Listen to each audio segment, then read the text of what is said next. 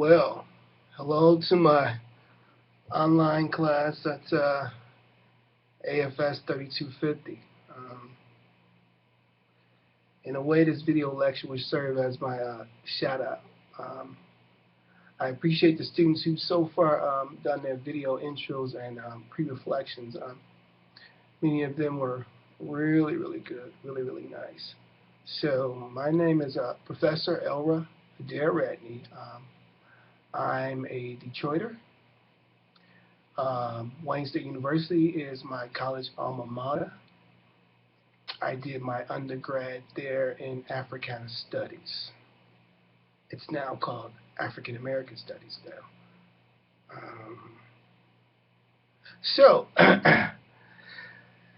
And I'm looking forward to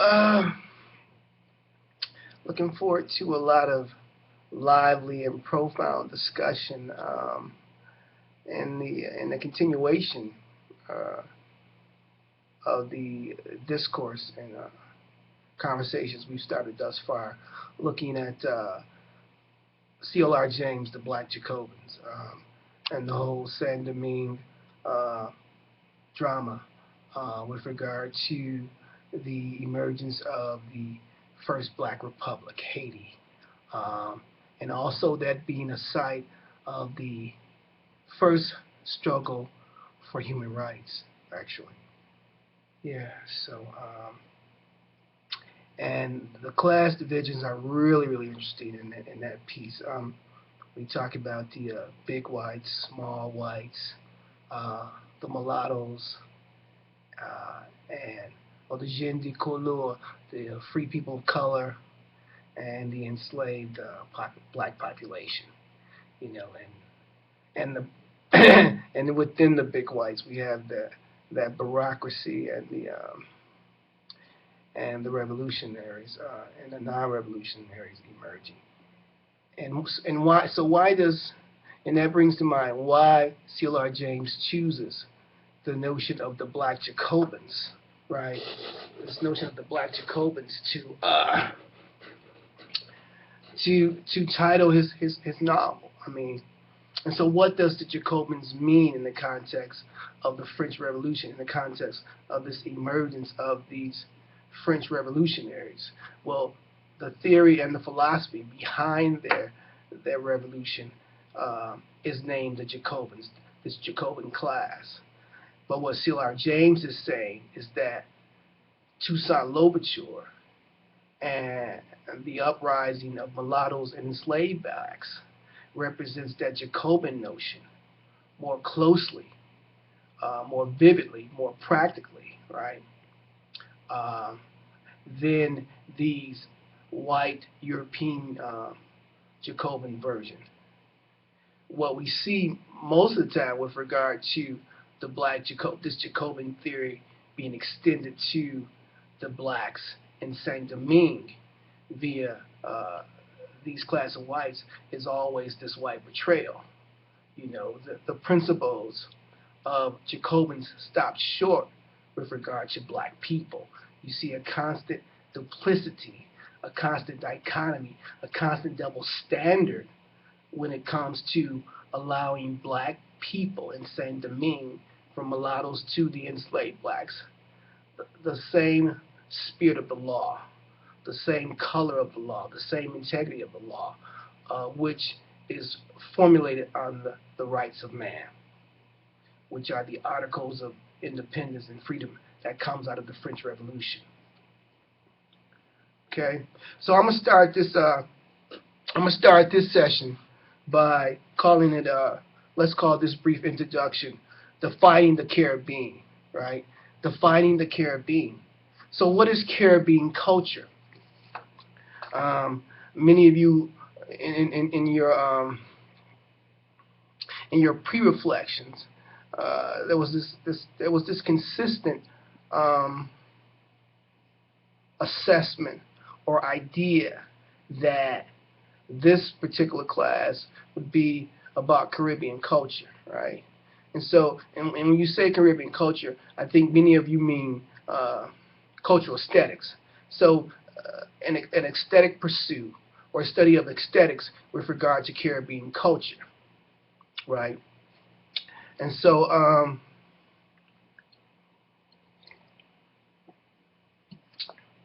and in many ways, possibly expecting what many people come to expect or envision when they start thinking about foreign culture study. One may be looking for this notion of a travel log, right? And so a place that is going to touch on all the wonderful cultural contributions and development of Caribbean people, right? And probably dig deeply into that. So that's a cultural aesthetic study. And maybe in some regards, but if we get deeper, we can do a cultural studies, right? But this class, as it's so named, right, is Caribbean culture and politics. See, so when you talk about this notion of you thinking it was going to be a class of culture, you guys are missing, right, the and part, and politics, Caribbean culture and politics. So this class is essentially about the intersection of culture and politics in the Caribbean. And I will argue, from my perspective, although one can teach your culture for culture's sake, right, I think it really does a disservice to teach Caribbean culture, right, without the intersection of politics, right? How does one do that? And one certainly could do that, but I would call that, and I refer to this later, academic tourism, which is something we tend to avoid in the way we reconstruct black studies, right, against the ownership philosophy of traditional African studies, meaning the way white discourse has taken ownership, or Eurocentricity has taken ownership to African studies. So back to the question again. So when you think about this course, you start thinking about, as you pursue your work from here, what does it mean to have an intersectional relationship between culture and politics, right? What comes to mind right away for me, right, is this notion of culture, right, being used for political struggle, right? So that's how we'll be pursuing and studying this course on Caribbean culture and politics. So, but just to help out a little bit, I want to spend this time touching on some foundational stuff that I think need to be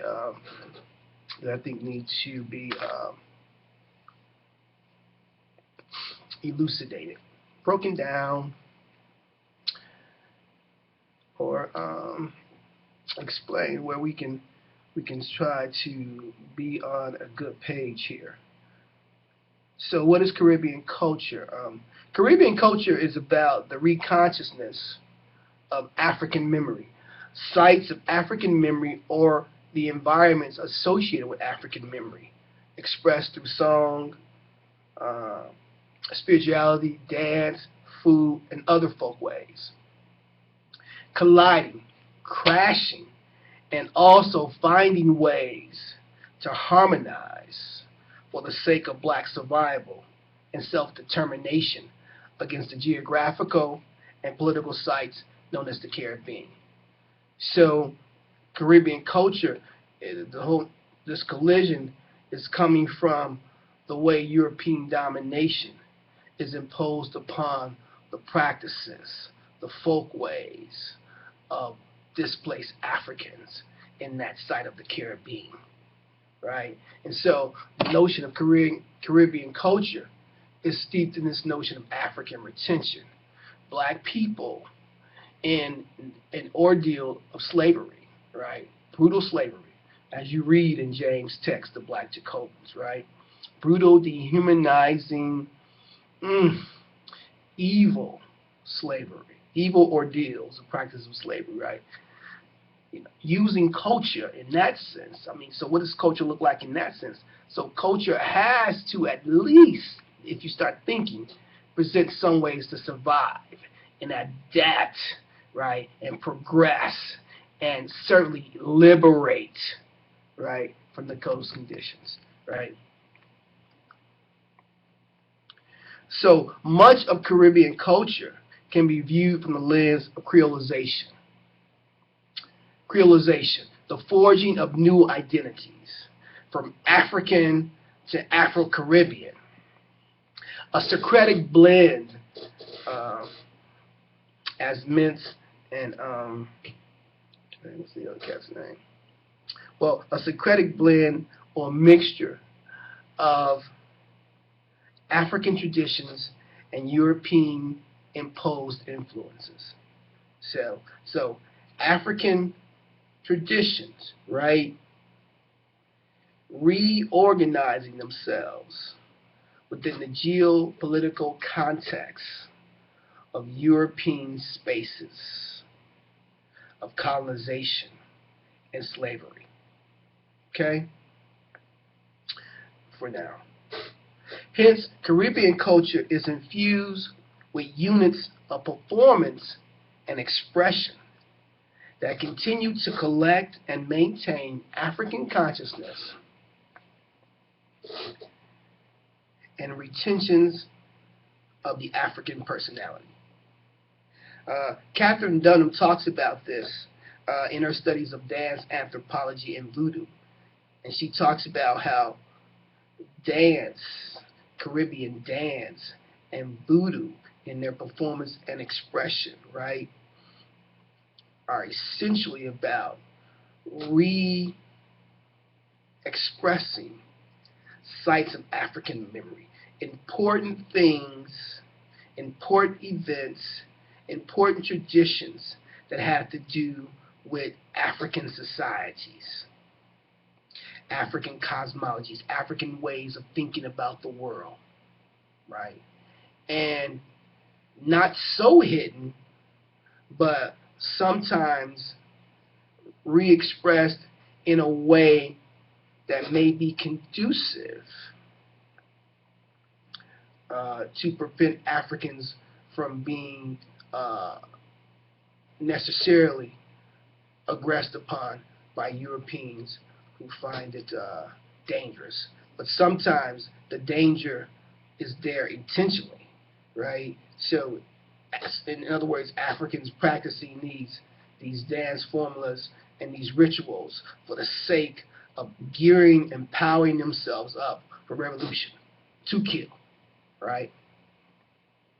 But Caribbean culture cannot be separated from its black political struggle under slavery, neo-slavery, and the long project of colonization. Hence, this course rightly teaches the intersection of Caribbean culture and politics.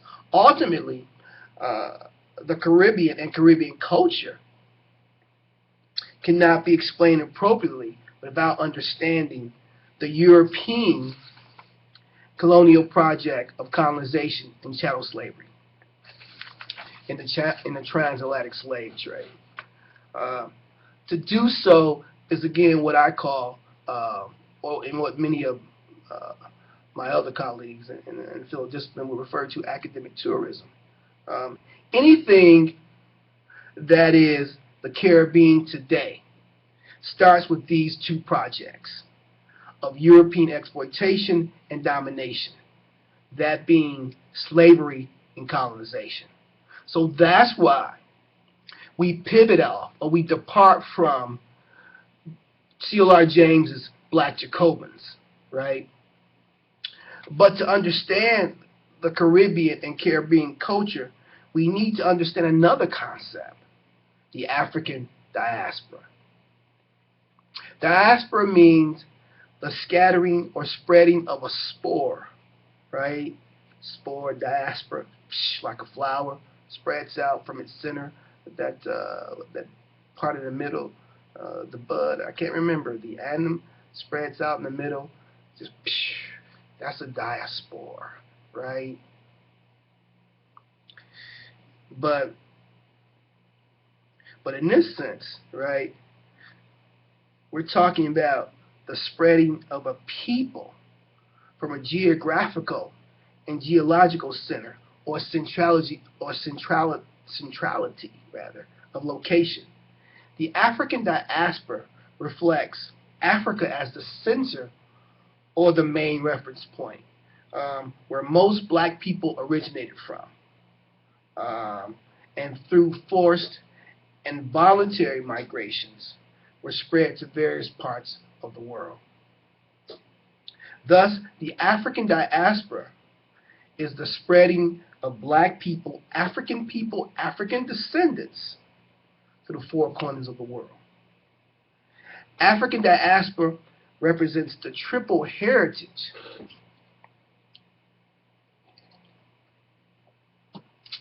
African diaspora represents the triple heritage of black people in the world: African Americans, continental Africans, and Afro-Caribbeans, plus black people in other parts of the Western or non-Western world.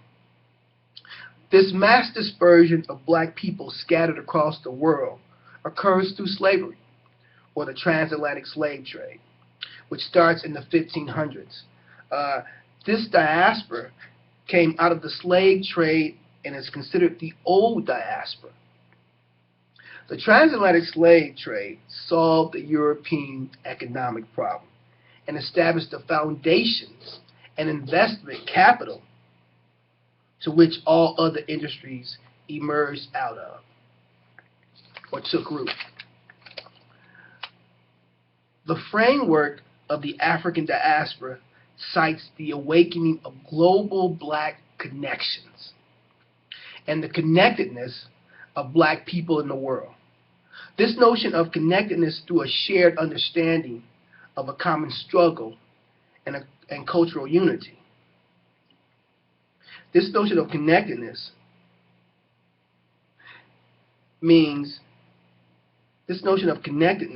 through a shared understanding of a common struggle and cultural unity. This shared struggle is against the structural, psychological, and conceptual descendants of slavery and colonization. Is the struggle against anti-black racism. Let me say that again. I think I messed up a little bit there. This shared struggle is against the structural, psychological, and conceptual descendants of slavery and colonization. It is the struggle against anti-black racism in all its forms in the world.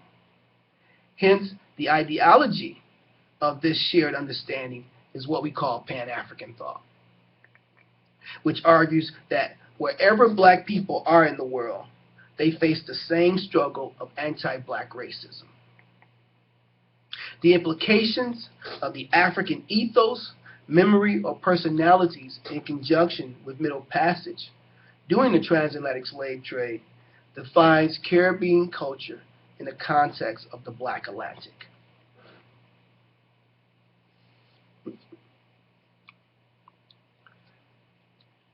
In this meaning, Caribbean culture in the old diaspora is about 1, adaptation, 2, survival, 3, resistance, 4, agency, excuse me, and 5, liberation of black African people in the Caribbean.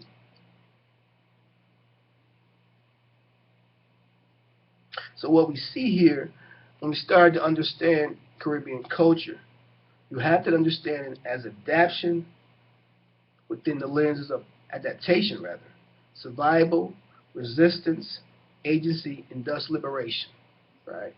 Those are the kind of anchoring points that you should begin to understand Caribbean culture as we will look at it in these contexts, in the text and in discussion, right? So Caribbean culture is not just about dance hall music, which is cool, right? I like dance hall music myself, right? I like to get down on the floor and and try my means at that. I certainly do. It's not about the grind and wind me up or soca music, although all of those kinds of cultural expressions are cool, right? Or the superficial celebration of festival, right? Which is another cool celebration, or dressing up in Indian feathers, right? From Indo-Caribbeans to Afro-Caribbeans. So you get these different in Europeans who are in Caribbeans, all dressing up in this kind of like native headdress, right?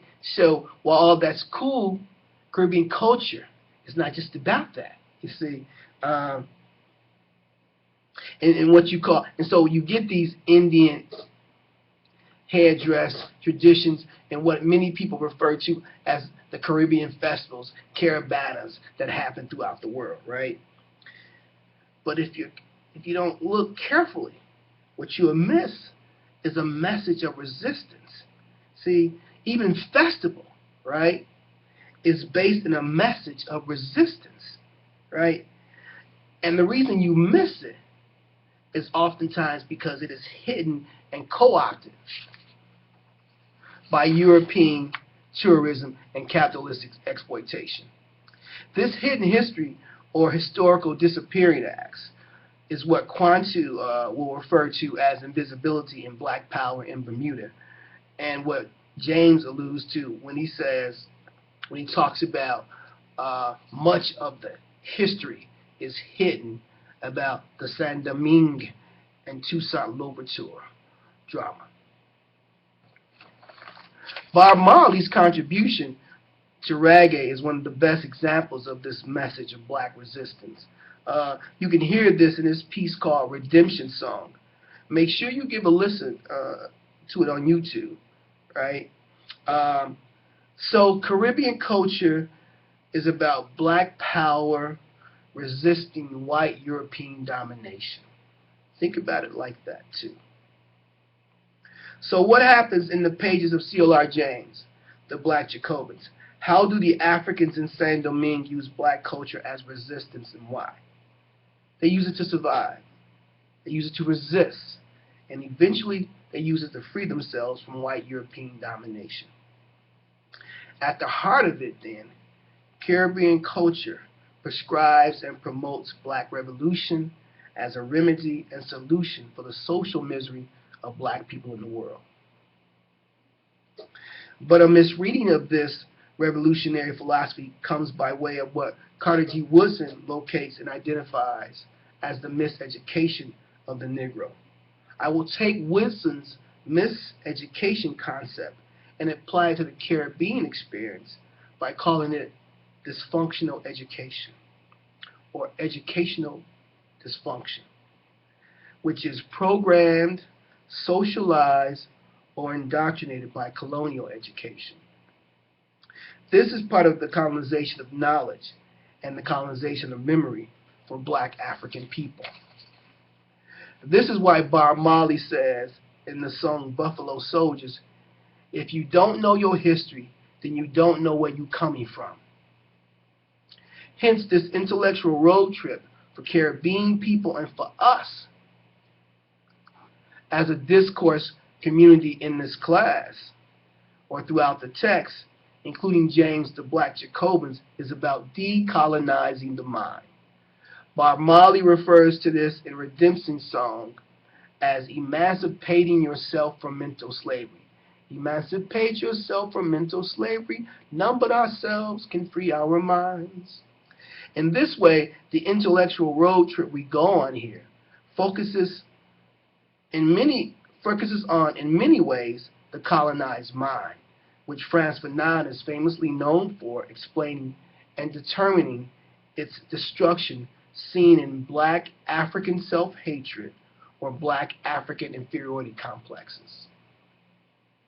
The emergence of the Carib, the creolized African black in Toussaint's Caribbean, is complicated then by an identity formed in anti-blackness, anti-African sentiment, which amounts to what I think is Caribbean double consciousness. Listen to what James talks about on page 42 as he describes the Carib, and see if you can pull out the ways this identity formulation is anti-black and anti-African. And as you begin to understand that, then you can begin to understand the problems of Caribbean identity, even still today. In 1771, the Sieur Chapuzet had obtained from the Council of Le Cap a decree which gave him the privileges of a white man. His obscure career preventing any questions being raised about his origin. A little later, he attempted to become an officer in the militia. 4 lieutenants in the militia of the North Plain made minute researches into the records and presented an exact genealogy of the Chapuzet family, proving that a maternal ancestor 150 years back was a Negro from St. Kitts. The Chapuzet defended himself in law and in fact. In law, because the power of deciding on the status of a citizen was the prerogative of the government and not of private individuals. In fact, because in 1624 there were no Negroes in St. Kitts, colonial history was now the terrain. Colonial history, now the terrain. In other words, the history of the Caribbean being written from the colonial narrative. And as history is written from the colonial narrative, the education of that colonial narrative becomes the colonized education or colonial education, and also the colonizing of knowledge, right? And so much of what CLR James is doing here in his text is writing against the discourse of colonial history, right? Or writing against the discourse of colonial history, as he points out. So colonial history was now the terrain. With extracts from the historians, the whites proved that there were slaves in St. Kitts in 1624. Chapuzet admitted defeat and left for France. 3 years after, he returned, calling himself Monsieur Chapuzet de Guérin, or familiarly, Monsieur de Guérin. Aristocrat at least in name, by means of a sponsor, he again brought his case for being considered a white man before the courts. Once more, he was defeated. But Chapuzet was a man of resource. He claimed that this ancestor, this St. Kitts Negro, was not a Negro, but a Carib, a free-born Carib, a member of that noble race on whom the French and Spaniards had imposed the law of conquest. Chapuzet triumphed. In 1779, 2 decrees of the council declared that his claims were justified. But he did not get his rank. The local officials dared not appoint him. Following the publication of the decrees, the people of color abandoned themselves to such demonstrations of joy and foolish hopes that the consequences of Chapuzet's appointment might have been very dangerous. The doors of Chapuzet's lawyers were besieged with quaterons and other fair-skinned mulattoes seeking to have their remote slave ancestor transformed into a free and noble Carib. Page 42, the Carib from Chapter 2, The Owners, in CLR James, the Black Jacobins. So what you see in that particular passage, in that long-winded passage, is that James starts to describe the notion of this Carib, or this Caribbean identity formulation, right, built on anti-African, anti-black sentiment, anti-African, anti-black identity formation. And so this helps us to locate Frantz Fanon's conditions of the colonized mind. as Frantz Fanon says most clearly and predominantly, that the colonized mind is about the cultivating, yes, the cultivating or indoctrinating of an insidious black inferiority complex. And that black inferiority complex usually will manifest as anti-African. I ain't African. I don't want to be African. So why? And one could understand that if you certainly understand how the colonial education or colonial history starts to create these notions of jungle people and Tarzan, right? Under Edgar Rice Burroughs, right? Creation of Tarzan, the white man who goes to Africa and conquers, right, the savages. And so from Edgar Rice Burroughs to Rudyard Kipling, we get these novels, we get these white supremacist imperialistic fictions, right, which are in nature and in structure and in force, right, manifestos, right, of European domination. So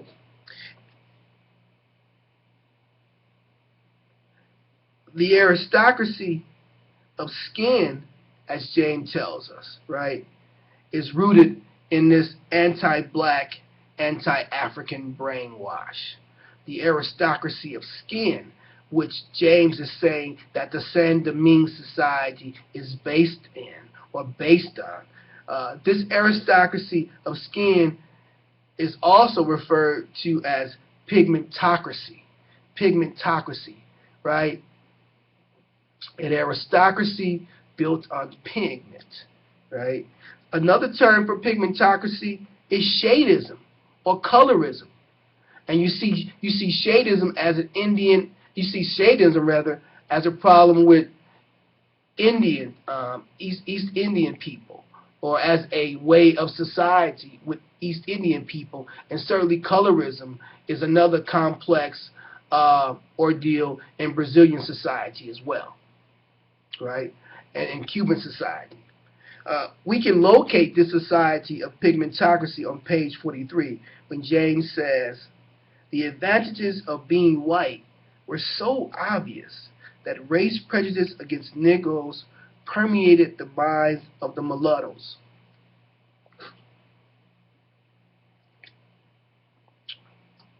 Who so bitterly resented the same thing from the whites. Black slaves and mulattoes hated each other. Even while in words and by their success in life, in many actions, mulattoes demonstrated the falseness of the white claim to superiority. Mulattoes demonstrated the falseness of the white claim to superiority. Yet the man of color, who was nearly white, despised the man of color who was only half white, who in turn despised the man of color who was only quarter white, and so on through all the shades. James refers to shades. So this pigmentocracy, this shadeism, this colorism, right, is another problematic, right, that defines the Caribbean. And certainly it defines the society, right, that was that were the lived experience, right, of the Saint-Domingue and the Haitian Republic. So if one is to define the Caribbean, then one must also define and locate the colonized mind in the Caribbean experience and how it is disrupted to black liberation. So the text must allow some close reading of the colonized mind within the structures of colonization and slavery. Once we find the inner workings of this colonized mind and how we have been taught to learn, we must sustain the courage to unlearn. We must pursue it relentlessly as a learning deconstruction for locating the dysfunctionalism of miseducation. many of us experience in our normal schooling or conventional educational pursuits. In this sense, this classroom space denotes a radicalized space. What does radical mean in this context? Thinking beyond the gaze of white normativity. Well, thinking beyond the gaze of white normativity, right, or normality, and black social death, black pathology, white pathology. And I'll get into this whole notion of what white pathology and black pathology means later, but at least understand that when we refer to black pathology, we're referring to what whites have imposed upon blackness. And white pathology is we get psychological dissonance,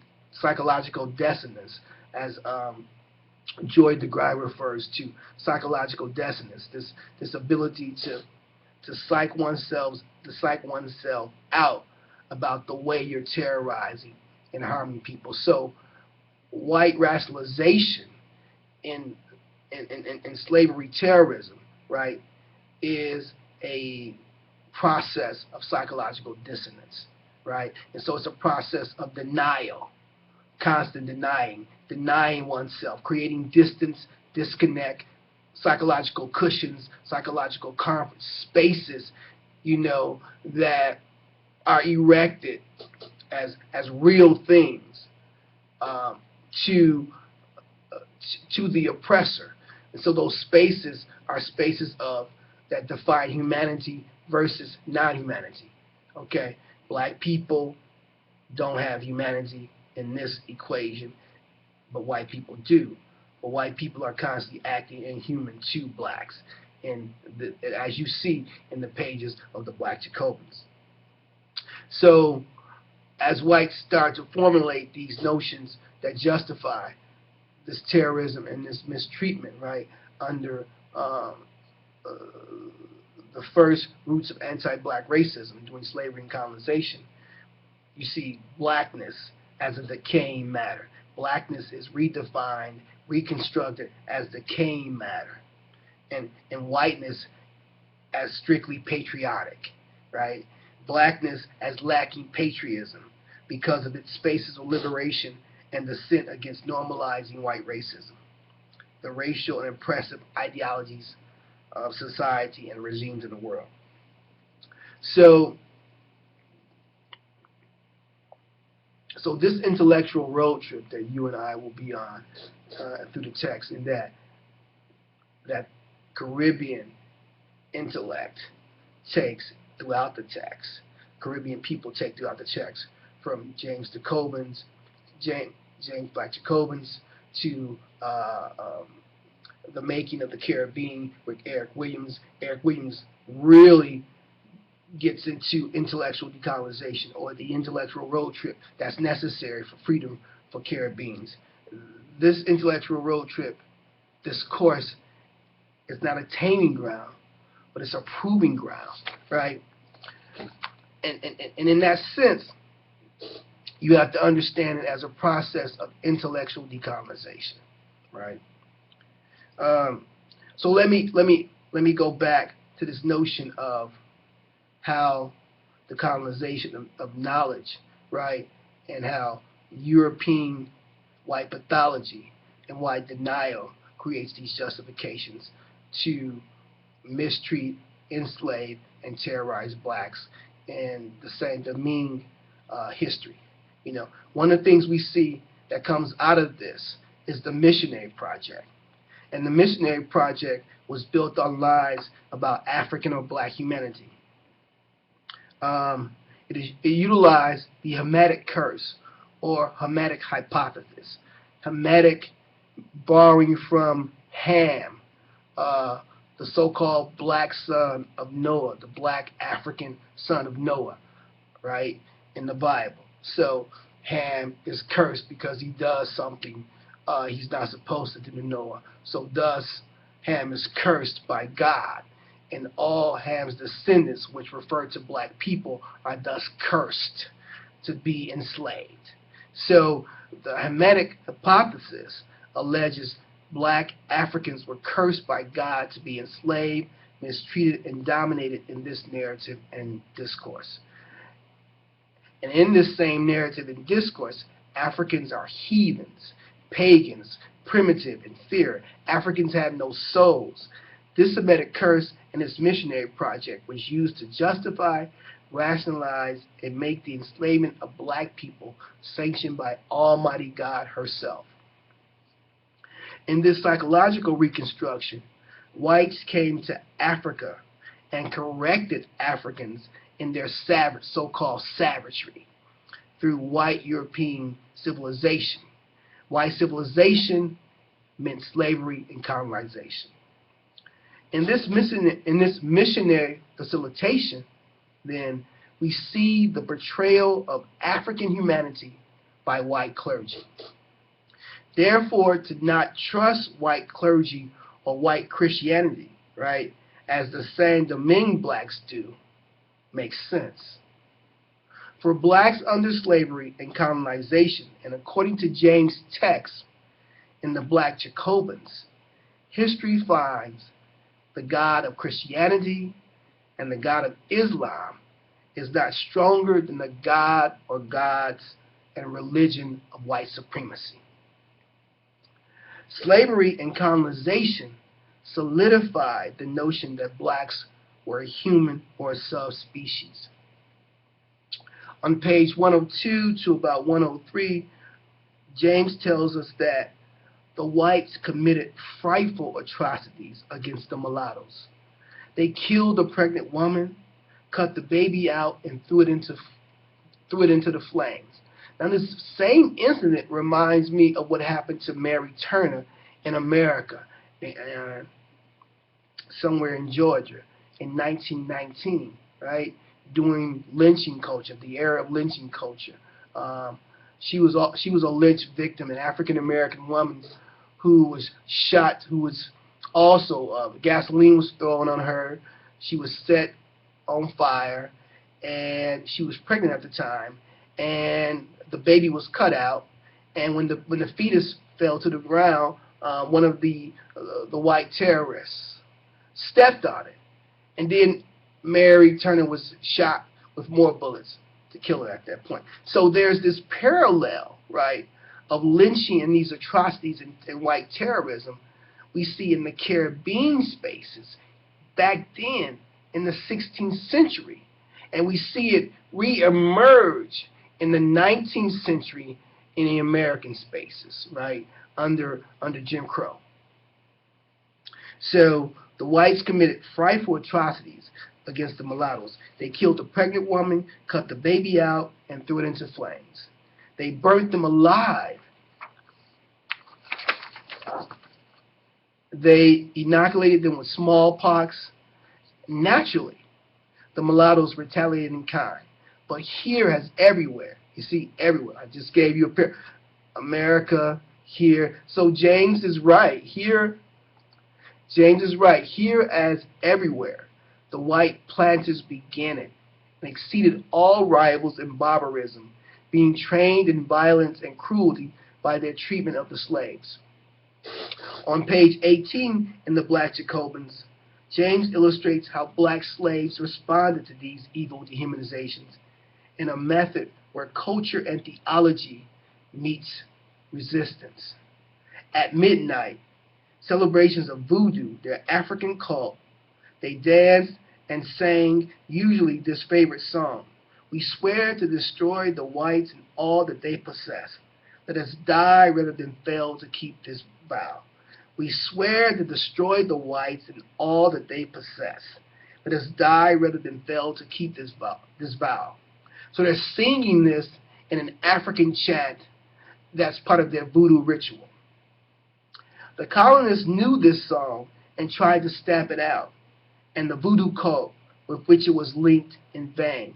For over 200 years, the slaves sang in their meetings, as the Jews in Babylon sang of Zion, and the Bantu today sing in the secret national anthem of Africa. On page 86 on page 86 in chapter 6, James then tells us that voodoo was the medium, again, for mass movement and organization on slave resistance and black revolution. So voodoo was the medium, right, for mass movement and slave organization and black resistance and slave revolution, right? And so normally we get this Western stigma about voodoo. We get this fear discourse about voodoos, zombies and white zombies and all that, and evil magic and stuff, right? But James, right, makes voodoo quite more complex than that, quite more redeeming than that. Voodoo in this sense, and certainly voodoo has possibly other attributes of control beyond the slave experience, right? But voodoo here is essentially a liberation theology, okay? And we need to see it like that, you know. So, excuse me. But the implications of voodoo, or the voodoo, as James points out in the Black Jacobins, reveals that slavery is such an evil. It's so powerful in many respects that you call on the mystic arts, sorcery, and natural healing practices to combat it, to survive it, to conquer it. And that's what voodoo is about in this sense. The complex nature of the deities, the orishas, have a practical implication to the survival, daily issues, and adaptation of the enslaved San Domingue population. In this essence, as I stated before, voodoo serves as liberation theology for the Haitian Revolution. The text places the revolution in the context of the French Revolution and focuses on the leadership of Toussaint Louverture, who was born a slave but rose to prominence, espousing the French revolutionary ideals of liberty and equality. These ideas of the Jacobins French class, founded in the rights of man, which many French revolutionaries did not maintain consistently with regard to the black humanity of their colonial possessions, were embraced, according to James, with a greater purity by the persecuted blacks of Haiti.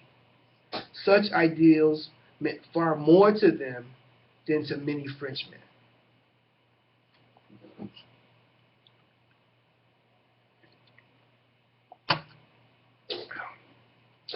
James examines the brutal conditions of slavery as well as the social and political status of the slave owners, poor or small whites and free blacks and mulattoes leading up to the revolution. The work explores the dynamics of the Caribbean economy and the European feudal system during the era before the Haitian Revolution, and places each revolution in comparative historical and economic perspective. Toussaint Louverture becomes a central and symbolic character in James' narrative of the Haitian Revolution, just as Napoleon and George Washington both become these historical giants in the American Revolution and the French Revolution. His complete embodiment of the revolutionary ideals of the period was, according to James, incomprehensible even to the revolutionary French, who did not seem to grasp the urgency of these ideas in the minds and spirits of a people rising from slavery.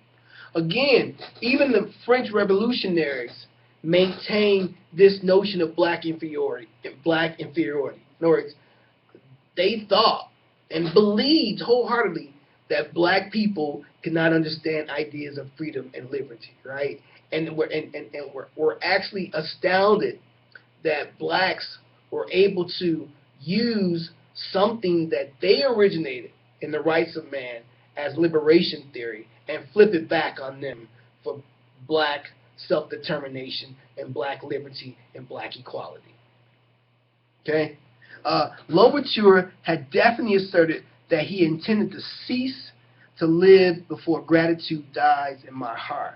Before I cease to be faithful to France and to my duty before the God of liberty is profane and sullied by the liberticides, those who kill liberty, before they can snatch from my hands that sword, those arms which France confided to me for the defense of its rights, and those of humanity for the triumph of liberty and equality. You see, the French bourgeoisie could not understand this motivation, according to James, and mistook it for rhetoric or bombast. But rivers of blood would have flowed before they understood, James writes. So, the cruelties of property and privilege, according to James, are always more ferocious than a revengeance of poverty and oppression.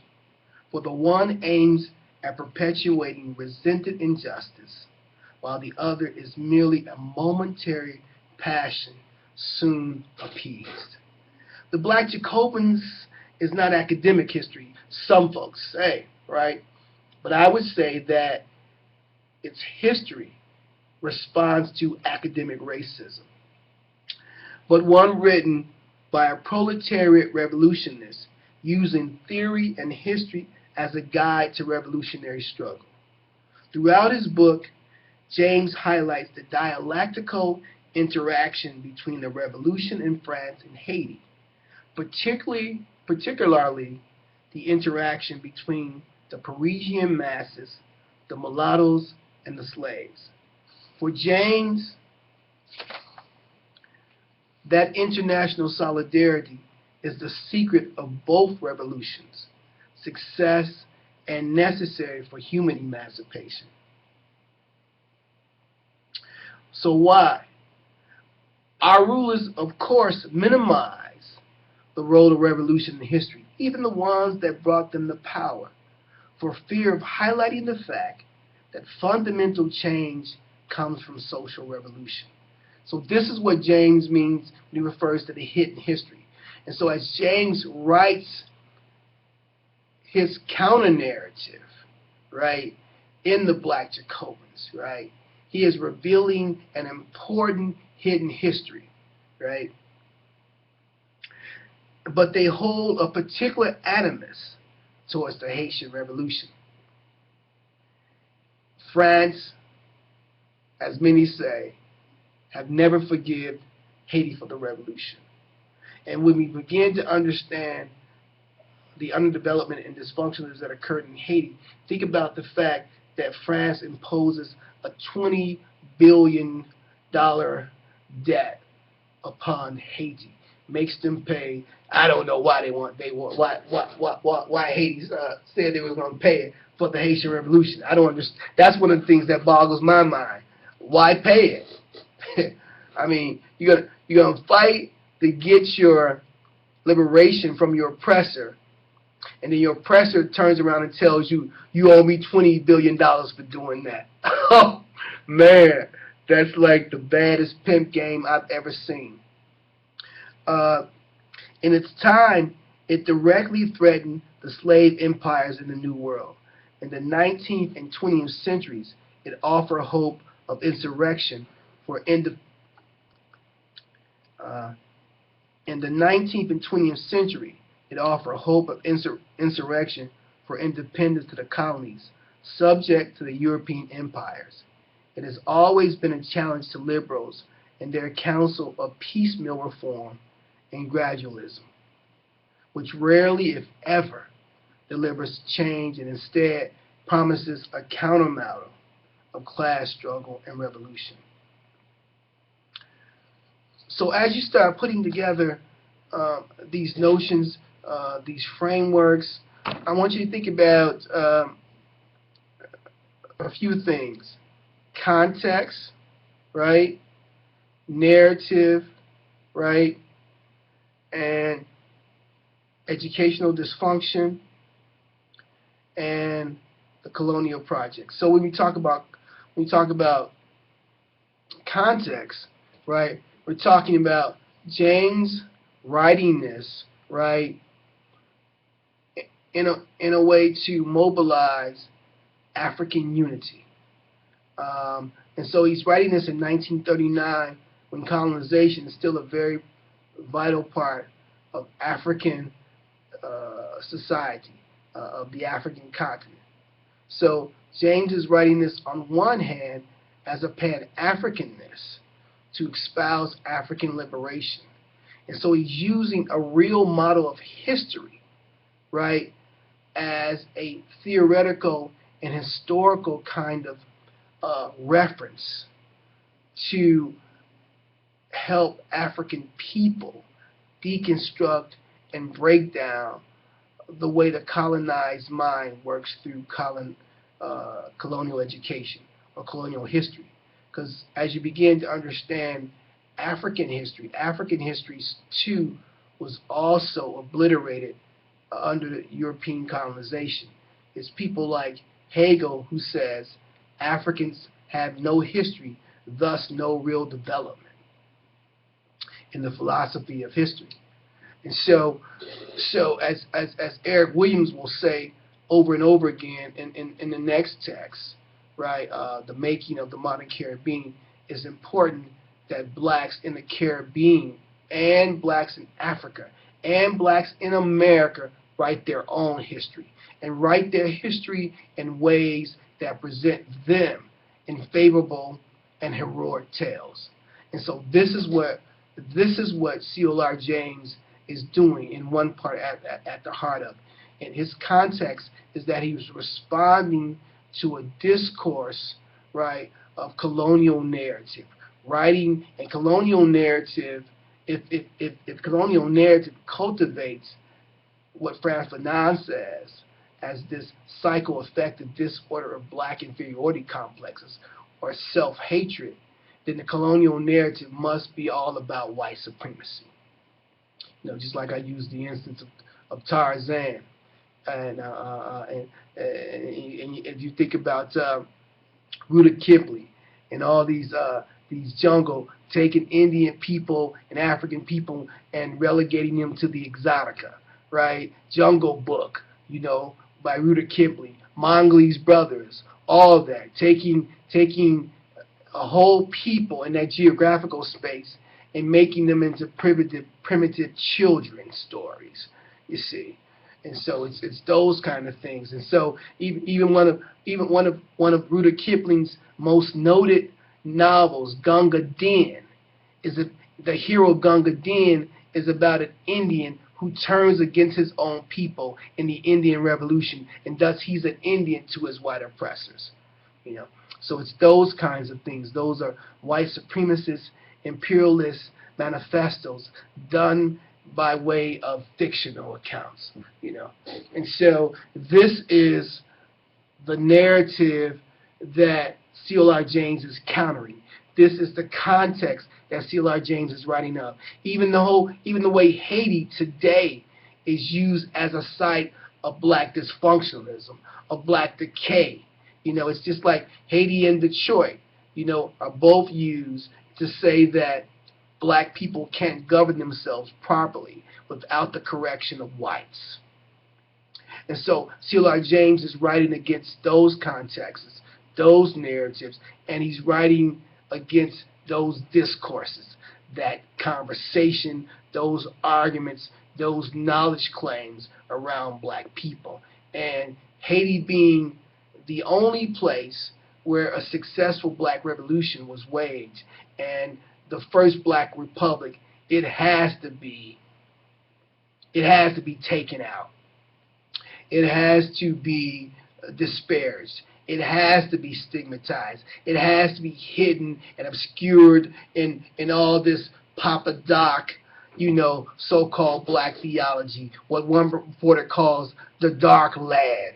You know, and if you watch the video links that I put alongside as recommended reading with the CLR James, you'll see the British news and how they proceed in a similar narrative to make Haiti this place of evil, voodoo, and all that stuff.